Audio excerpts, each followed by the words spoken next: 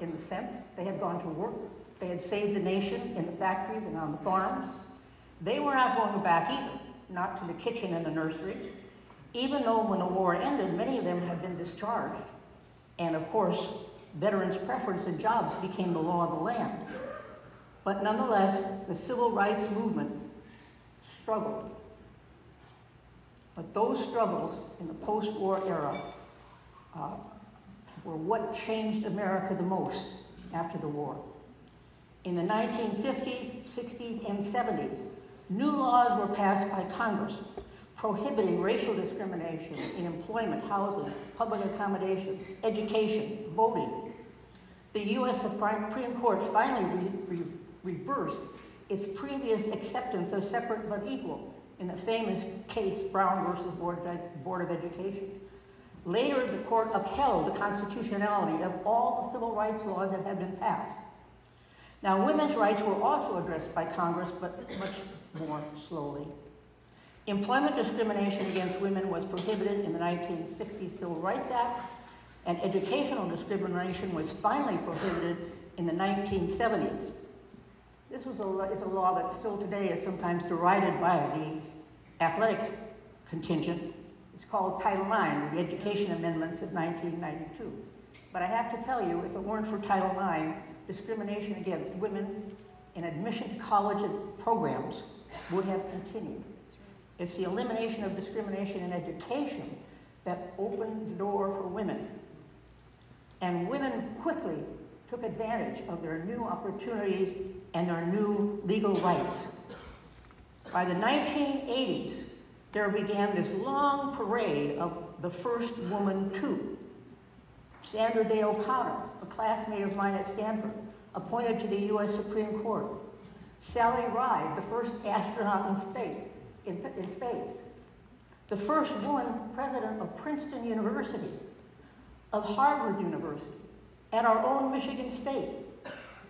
Senior partners in law firms, a female U.S. vice presidential candidate on a major ballot, corporate boards of directors.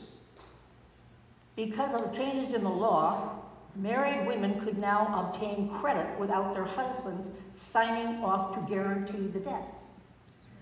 Thousands of women started small businesses as a result, without, of course, having to jeopardize their husband's income or his pension. Great changes were underfoot. Women were taking advantage of their rights and opportunities. Now, I have to say that these women, as they advanced up the corporate ladder, did not fail to notice Rotary. How could they? Their own buddies in the workplace were going off every week to the Rotary meetings. They knew all about Rotary, of course. They did notice Rotary. They noticed several things about Rotary right then. That Rotary had emerged from the war with great resolve. Rotary leaders, particularly in San Francisco Rotary II, were instrumental in the talks in San Francisco that led to the creation of the UN. Think of that, Rotary. Urgently involved in the creation of the UN. Frankly, Rotary had finally fully endowed, or adequately endowed, their foundation, funded it, and dedicated it to world peace. There were new humanitarian programs. There was new energy in Rotary all over the world. And women noticed that. Women also noticed that Rotary had always, even before the war, been open to men of all races, colors, and national backgrounds. And also that this openness had always been part of Rotary's commitment. But of course, third, they certainly noticed that Rotary was still closed to women. Rotary International, in the early 80s, had conducted a number of polls, straw polls, of clubs to help assess the support for opening membership to women. Most clubs in the U.S. strongly supported that idea. I know in our district they certainly did. But the lack of enthusiasm in much of the Rotary world meant that it wasn't going to happen anytime soon. we still don't fully understand, and maybe there was no role played by inner wheel in all this conversation, but we don't really know whether there was or not. Enter the lawsuit. Not surprisingly, this came up in California. Today we know that a California court is a great place to take any politically motivated lawsuit. It was a small club in California that admitted a woman to membership and very carefully officially notified Rotary that it had done so. It was just a small club. Now there was, at the lower levels of Rotary administration, there was a lot of what we call my mom used to call it backing and forthing. And finally, Rotary insisted that the club reject the woman. The club refused, so the RI board canceled the club's charter. Wow. And the club sued. It was the club that sued. Rotary vigorously defended itself in that case. The case was filed in a California court, and it charged Rotary with violating the California Constitution, which had been revised post-war to prohibit every kind of discrimination against women: employment, housing, education, public accommodation. Now, the court took extensive evidence, and Rotary put up a very vigorous defense. In the end, the court decided that Rotary was not just a private social group, which had been their argument, but it was a major civic organization, and that as such, it offered a public accommodation to its members, and furthermore, that its members benefited from the opportunities available to them in Rotary. So it was a benefit, which is necessary for a definition of a public accommodation. Rotary International, fighting hard, appealed to the California Supreme Court, but it lost.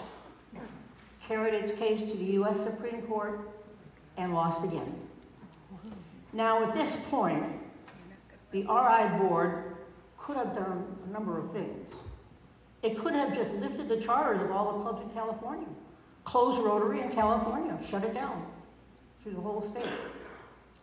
But to its everlasting credit, the Rotary board instead said, no, we are going to take the issue of women's memberships directly to the Council on Legislation with a recommendation that the all-male rule be dropped.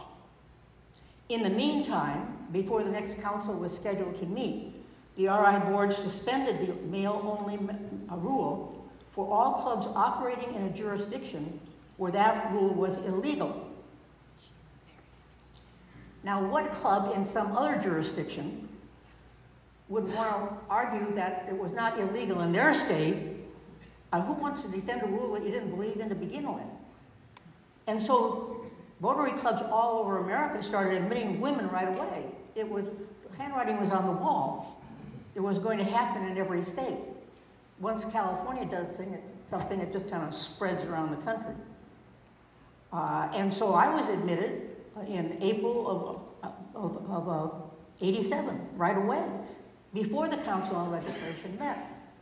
Now, when the Council on Legislation finally met, there were still a lot of clubs that didn't favor this.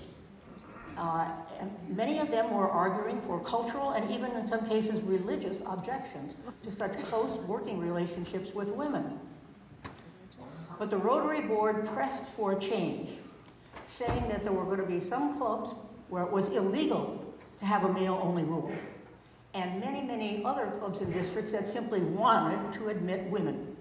And so finally, the Council on Legislation acceded, and the Rotary Board promised, and stuck with that promise, that an existing club anywhere in the world would not be required by Rotary International to admit women unless it was illegal in their actual jurisdiction. And so finally it happened. And it's too bad in a way that Rotary had to have a US Supreme Court decision to make it move, but when it did so decisively. And I'm very proud of that. And it's never backed down from that.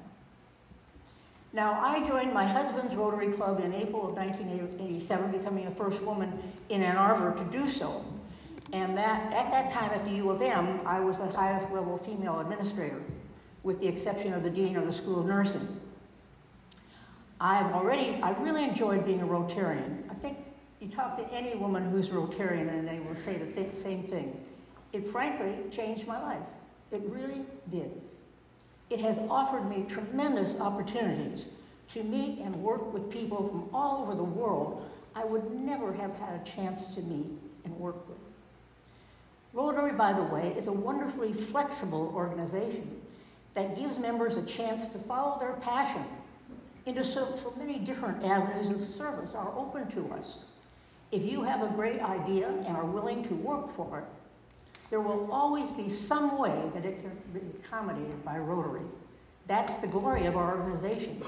It allows individuals to step forward and take a lead with a great idea if they're willing to work for it. Now, in the end, when I was named district governor, there were 8 of us altogether who were district governors at the same time. I was the first one to be named, but others came along, and there were 8 of us altogether. Of those 8, we were all Americans, U.S., and about 6 of us were married to a Rotarian, as was I. All right, so after my year as district governor, the Rotary president asked me to chair a new committee on women in Rotary. Unknown to me at the time, the president of Rotary names the chairs of these important committees, and this was a new one he was creating. But the tradition is that the president also names the members. So after I'd agreed to be chair, I got the list of the members, and they were all women. So I called and made an appointment to visit the president in Evanston, and flew over there, and to the horror of his staff, I told him that that simply wouldn't do, that we had to have men on a women in Rotary committee, because the women are not the problem with women in Rotary.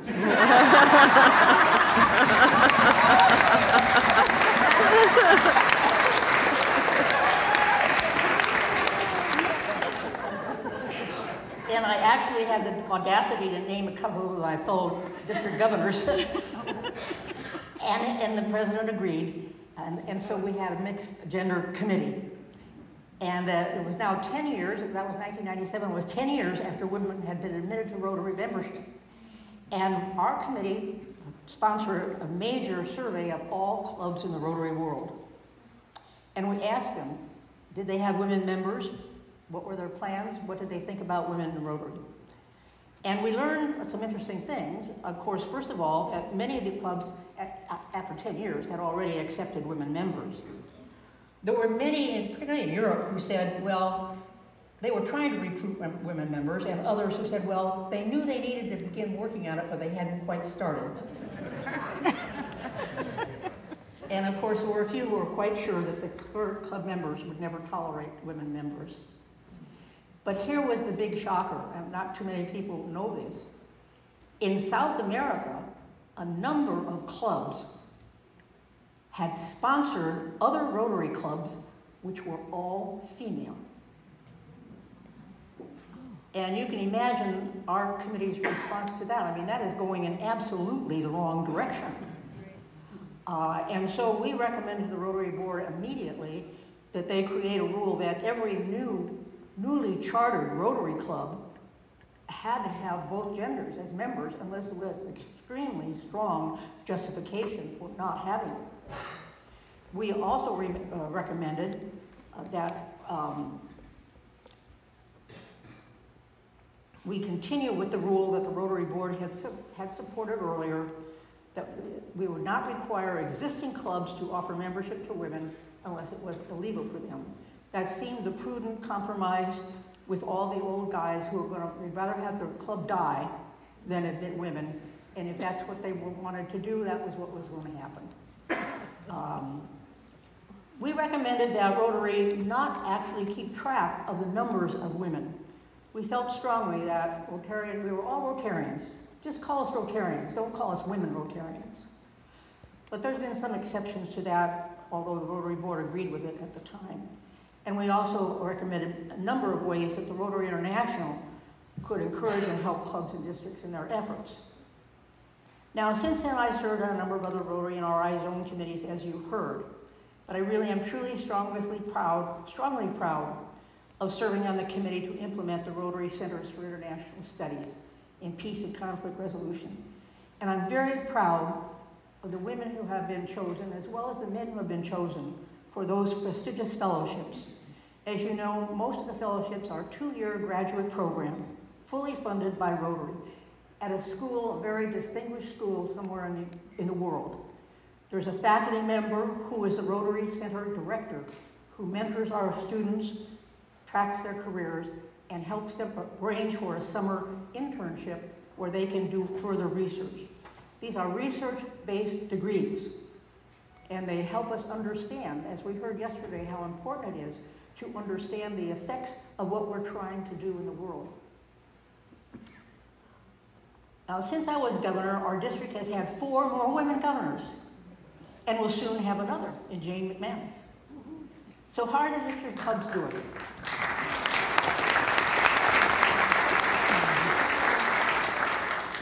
How are the district clubs doing? What is the current and present status of women in Rotary in our district?